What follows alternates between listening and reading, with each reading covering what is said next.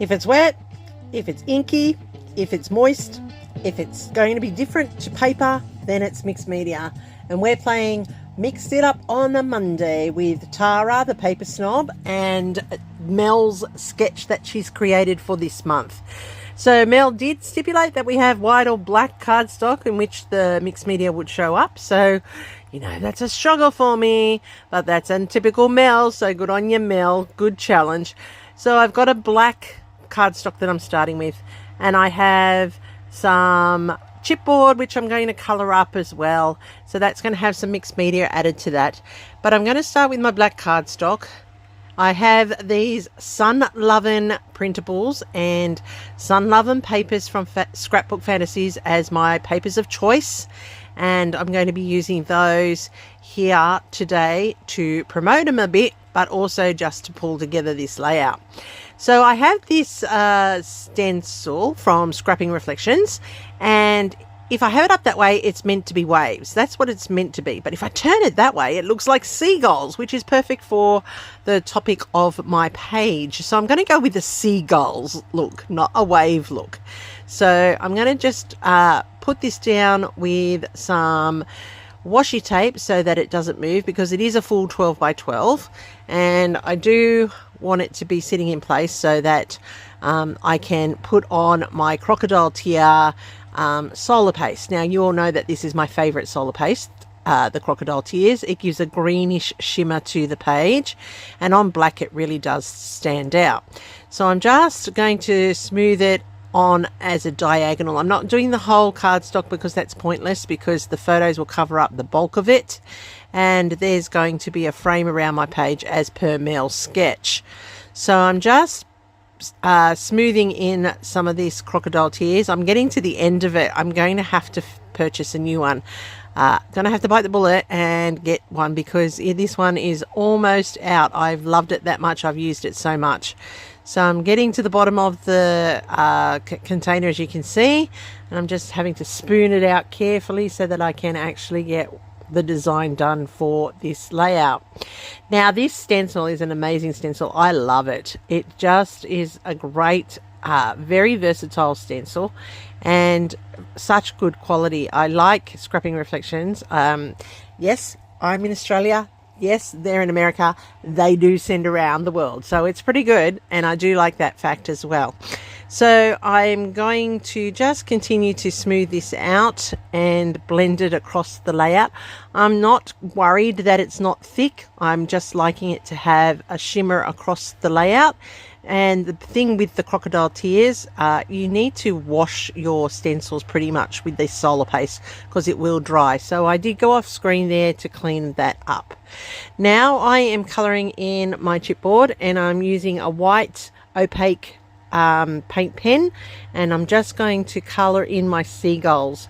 Now, as I said, seagulls are the feature of my layout today, so it's important that I get them all ready to be utilised.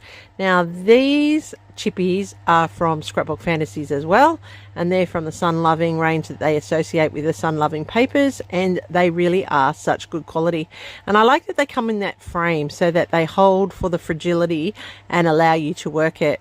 As the old Chippies of the Month Club, this title came from Scrapbook Fantasies, you'll see, because it is freestanding, it is harder to work, and the letters and things do move a little bit. So that's the difference between their product now and before, but I still love the quality. It is great chipboard to work with. I'm using another acrylic pen. This one is water-based. These are really great. I love the colours. They're rich, and as you can see, they go on so easily and smooth on really, really well. So they're just a cheap pen. They're not an expensive one. I think I picked them up from probably Etsy or AliExpress or something like that. I'm not too sure. I got them a few years back.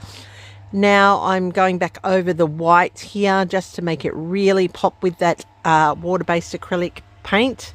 And look at it. Isn't it amazing how bright that comes up? And that's the seagulls, and we all know that seagulls are white, and so that crisp white against the black is going to be very helpful. All right, I'm just trimming down my Sun Lovin' here, and I'm going to take out my 1-inch frame from here. Actually, I'm only doing it as a 3/4 inch, and I probably should have even done it less. Mel had it done as a torn frame, and originally I start, as you will see here, by scuffing it up, and I thought that was going to be okay until I start constructing the layout, and you'll see how I make a change as we move on. I did use my Tim Holtz distresser. It's little, I can get into the tight places and I can scuff it up. Now this paper is that satin sheen stuff. It works great in the tearing department, it works fantastic in the scuffing department. Mixed media, we're still working on it. So I love the bright colors, it's really good, and this Sun Lovin' collection is really very, very beachy, and that's what I like about it. So I'm going to layer this onto my black cardstock, so just as Mel's sketch recommends, and I'm now have a dry mixed media background. Look at the shimmer in that, isn't it beautiful? Now, because the frame is going to go on, I am going to use this squeezed lemonade distress oxide to add in a shadow around where the border is going to sit, and that's just a little bit extra mixed media going in onto my layout to create just the shadowing effect, a bit like the sun glimmers on the water. You know, the spray from the surf, it's all like that. Now, I don't get it. I know that the oxides are triggered by the water, and I do my spritz and I do my sprays, yet I can't see any difference.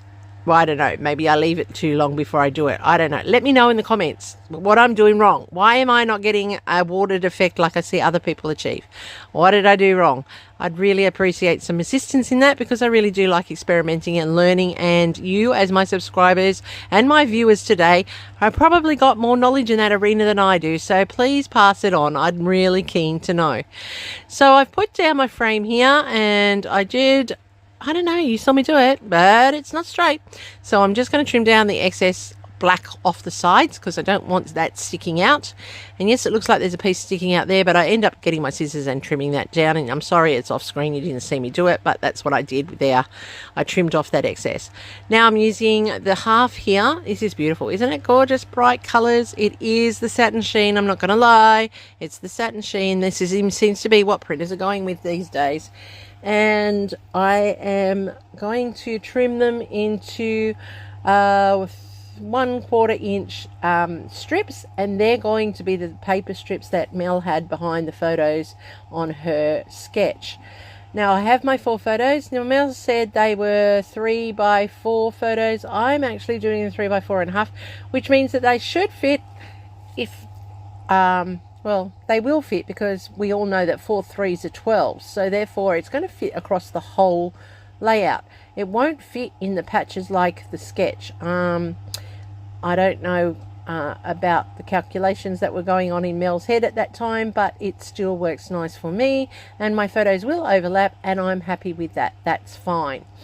So I'm doing in my strips here, and I'm cutting them down to 5 inches, and I probably could have just left them at 6 inches because I end up stretching them anyway. So I'm going to scuff up the edges because I want some texture. I like to add a little bit of bulk to my layout, a little bit of detail, so the scuffing of those strips will be that little bit of extra that I'm going to do. Now I have my photos here, and I have 4 of them. See, 4 3s are 12. They're going to overlap, but because of my size of my frame, I really don't have that space. So I went off and I tore the frame. So that's where I changed it. I tore some more of it out, and it matches the sketch a little bit more. I'm checking my measurements here because it still overlaps, and I'm okay that it's overlapping in the center. It actually works nicely as a horizontal across a diagonal, a diagonal on the page.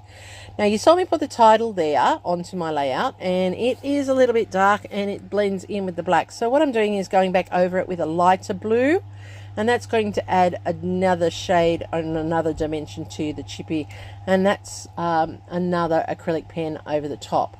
So don't be afraid to just experiment and play. Have a go with it. It doesn't have to be a paint pen. It can be a gel pen. It could be a texture, whatever it is that you've got to colour up your chipboard and give it some personality. I'm now going over it again with a silver this time, and that's going to just keep adding those layers of colour and technique and building up interest to that title. Now that I'm just cleaning my board because I don't want any acrylic paint getting on my layout, and I'm going to trim out these seagulls. And this is the beauty of these chipboard, the little what did she call them? The little fixes are very thin, and you just trim them down and they come apart quite easily. They're the stabilizers that they have in the chipboard frames. So I'm just cutting out the last of these little seagulls, and I'm going to just finish off my layout now. And these photos, as I said, came from our trip to Wollongong a couple of Sundays ago after an extreme heat wave, and it was a cooler day, so we went down and we had brunch at the beach, and it was just beautiful walking along the beach with the cooler temperatures. And this seagull was watching my daughter eat. Now, everybody knows that seagulls are the vultures, and they'll come and take whatever's available. And so she was standing there eating her wrap, and this seagull came up onto the platform. So she thought she'd be a smarty pants, and she says, oh, it won't come anywhere near me. And she put a little piece of the wrap up onto that post, and sure enough, the bird jumped across. She no sooner put it down than the seagull was across and snatched it out of her little fingers. So she was like astounded that this happened. I don't know why she is shocked.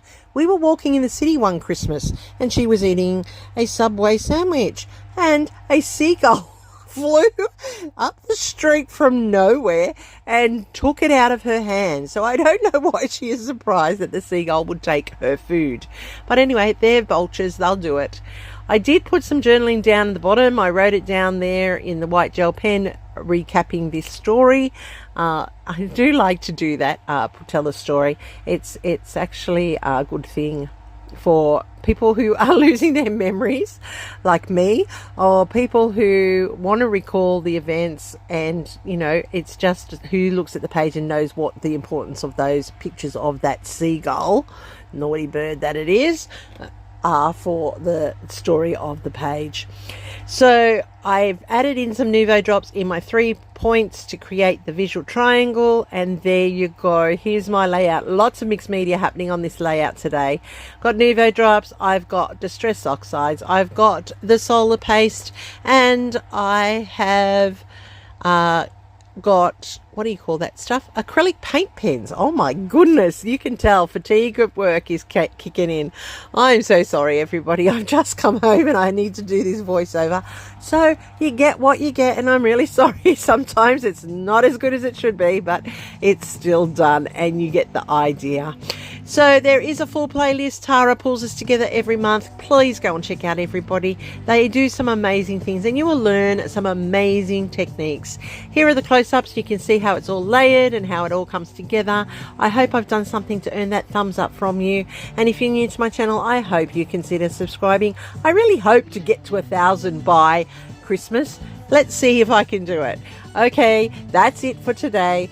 Don't forget the like and the hype on the digital devices. It's really, really important. I'll see you in my next video. And thanks for watching today. Stay creative.